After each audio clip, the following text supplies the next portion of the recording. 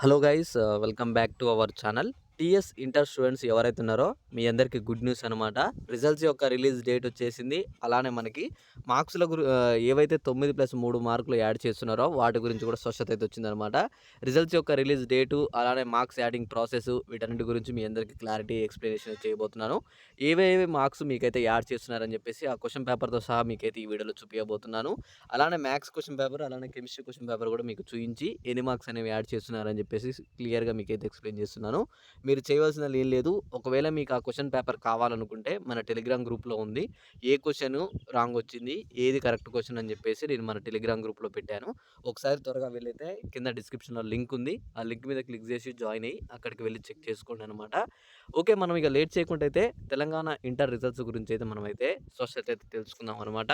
ఇక్కడ చూసుకోండి, మనకైతే ఇంటర్ రిజల్ట్స్ అయితే వచ్చేసాయని చెప్పేసి మనకైతే ప్రభుత్వం చెప్తుంది. ఇంటర్ రిజల్ట్స్ ఎప్పుడు? రాష్ట్రంలో ఇంటర్ ఫలితాలు ఈ నెల 20 తర్వాత విడుదల కానట్లు అయితే సమాచారం. ఇప్పటివరకు జవాబు పత్రాలు అయితే మూల్యాంకనం అయితే పూర్తయింది. ప్రస్తుతం ఇక్కడ చూసుకుంటే నమోదైన మార్కులు పరిశీలన అయితే జరుగుతుంది. అంటే ప్రస్తుతానికి కరెక్షన్ అయితే అయిపోయిందని చెప్పి చెప్తున్నారనమాట. ఏవైతే కరెక్షన్ చేశారో వాటికి వేసిన మార్క్స్‌ని అయితే చెక్ చేస్తుంటారనమాట. ఒకటికి 2 సార్లు. ఎందుకంటే ఇంతకుముందు, అంతకుముందు అయితే మనకి చాలా వరకు తప్పుడు ఫలితాలైతే విడుదల చేయడంతో ఈసారి ప్రభుత్వం దాన్ని దృష్టిలో పెట్టుకొని క్లారిటీగా మొత్తం చెక్ చేస్తున్నామని చెప్పేసి చెప్తున్నారనమాట. అలానే ప్రభుత్వం అయితే ఫస్ట్ ఇయర్, సెకండ్ ఇయర్ ఫలితాలైతే ఒకేసారి విడుదల చేసే అవకాశం ఉందని చెప్తున్నారనమాట. ఈ నెల 21 తారీఖు మీ అందరికి ఫలితాలైతే రిలీజ్ చేస్తున్నారనమాట.